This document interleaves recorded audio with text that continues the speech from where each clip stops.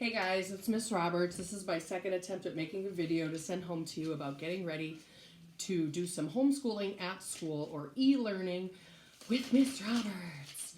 So the first thing I just want to say is I hope everyone's doing well. I know it's really Saturday, but I missed you guys already. Parents, what I think is really most important for you guys to start thinking about is the schedule that you're going to keep during this time that we are home.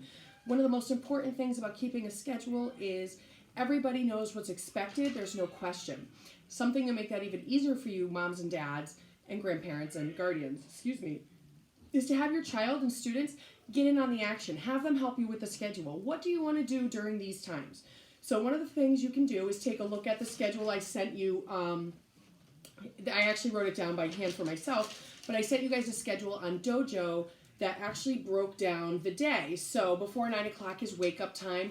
One of the things my homeschool parent friends actually say is, one of the most important things is getting dressed in the morning, starting your day off right. Her kids are homeschooled, but they wear a uniform because they know that it's learning time. If kids are lounging around in their pajamas, if we're lounging around in our pajamas, it's really going to be like one of those things that we just throw education to the wind and go, forget it, watch your iPad. At least I know I'd be guilty of that. So I would encourage you to, during wake up time, the eating of the breakfast, making bed, get the kids dressed. They don't have to wear something special, but just not clothes that they've slept in, so that they can get their day started. The other thing talks about taking a morning walk from 9 to 10 a.m. I love that idea. The weather's getting better. I need to walk more. I need my son outside, getting some fresh air. I think it's great. Academic time from 10 to 11. That can include writing, journals, flashcards, Sudoku, whatever. If you have a dollar store near you, they've got a lot of great activity books for different grade levels if you want to actually give your child that. They may actually want to plug into Google Classroom and find out what's on the docket for that day, because every day I should be putting something on there for your child to do. From 11 to 12, they're saying creative time. It's a great time for drawing, crafting, music, cooking. I can't wait. I'm going to teach Silas how to cook some things. I also really want him to learn how to tie his shoes. So we're going to focus on that while we're home from school. 12 o'clock is lunchtime. And I love this. 12:30 to 1 o'clock is chore time. It's really great if you've got one or more children in the house. They need to start, earning their keep, right? So you could have child A wipe all tables and chairs down. Child B could wipe the door handles, the light switches, desktops, etc. Child C could wipe and clean the bathroom. Child D could clean the kitchen. Whatever works for your household would be best. And have your kids figure out what chore they want to do. Maybe on Mondays, AJ really wants to clean the kitchen, and on Tuesdays, Darius really wants to clean his room. Who knows? But give the kids a half hour of time to focus on that. In that same vein, we talk about having a special area where your kid is doing their academics. If you have one specific area dedicated to school or learning time, learning space area, I think that would be helpful and beneficial to everybody.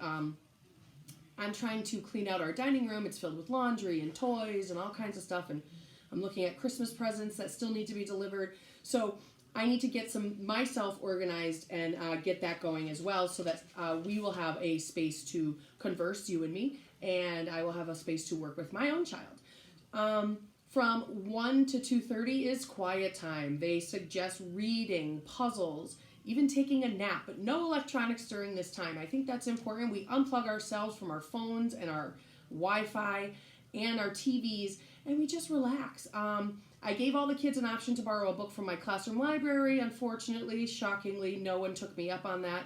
If your local library is open, maybe during this time you could take a walk to the library, see what the library's got, and read a book or two. Gasp, you might love it, kids. 2:30 to 4 o'clock, more academic time. They're saying iPad games, educational shows, etc. There's a lot of awesome things out there online these days. I saw ABC Mouse had something. I think they're doing 2 months of membership for $5. I don't know what grade that goes up to, but I think it does go to the middle grades. But there are a lot of really great scientific YouTube movies, things like that. Please just make sure you're watching them before you tell your child to watch them. And if I have anything really interesting or good, I will absolutely share that with you. From 4 to 5 o'clock, they recommend some afternoon fresh air, maybe a walk again, bike ride, going to the playground, whatever.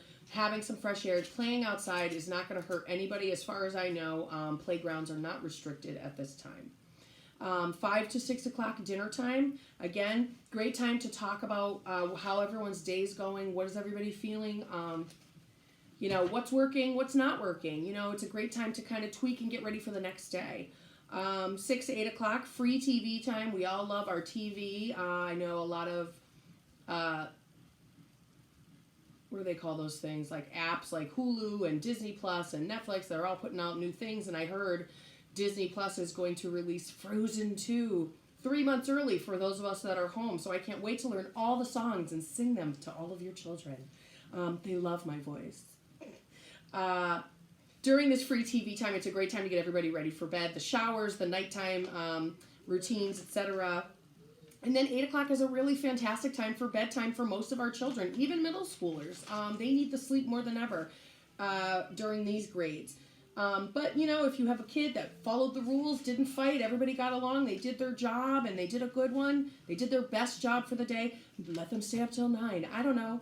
But as far as waking up in the morning, I wouldn't have your kids sleep till 10, 11, 12, because it's really just going to disrupt everything. We're going to go back to school eventually, whether it's in 2 weeks, sooner or longer, who knows, but we will go back. Also, going back to the academic time in the morning, it's still important that kids are writing with pens, pencils, whatever, and paper.